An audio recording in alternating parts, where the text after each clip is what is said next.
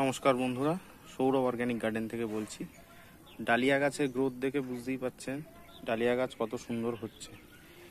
তো এখন ডালিয়া গাছে যেটা করণীয়, এই গাছগুলো মোটামুটি 20 দিন মতো বয়স হয়ে গেছে, কি তার থেকে একটু বেশি, 25 দিন হবে, 20 থেকে 25 দিন। সবগুলোতে একসঙ্গে আনা নয়, যাই হোক, সব হাইট মোটামুটি একই আছে, পাতাগুলো বড় হয়েছে। তো এবার আমরা এখানে দেখুন, প্রথমে একটু 10-26-26 অল্প করে দিয়ে নিয়েছি।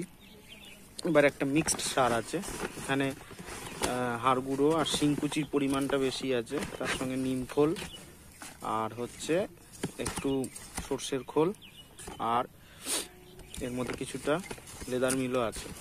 তো এইগুলো আমরা মোটামুটি এই যে একটু করে দিয়ে দেবো, পরিমাণটা দেখে নিন।